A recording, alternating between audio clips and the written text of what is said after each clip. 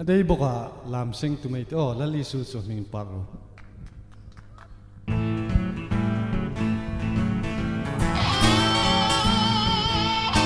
Lamay di.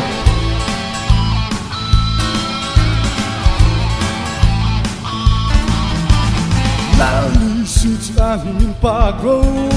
Across puti nan zipero. In like coming ama toy more ama chuan tin la lan si tu hai ta di suri ti sang le mangai ni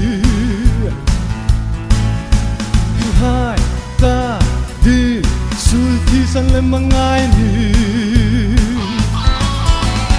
la su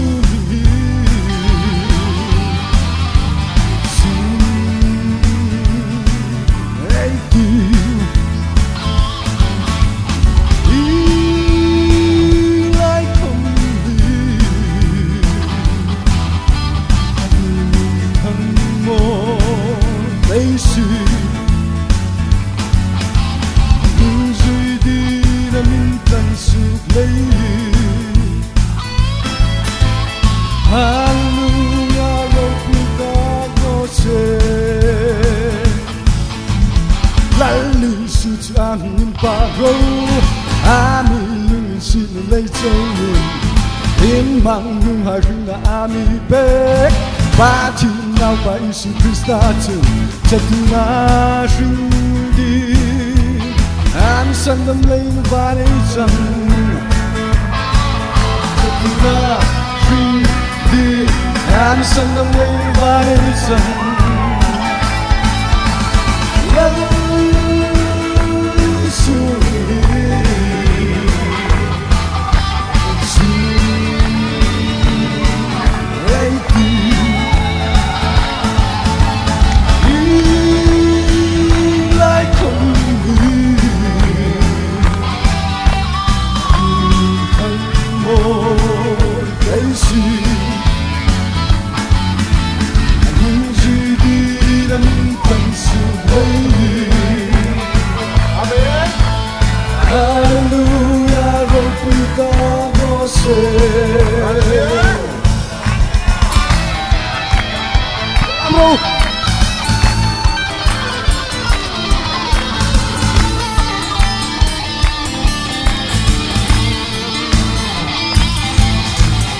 Lali suits amin pagro, ay ta di rin tin rengati, ama chuting rilam no I, hingang lo mami mangay tuhi, lali suming hi, munting kiltingain tang rose,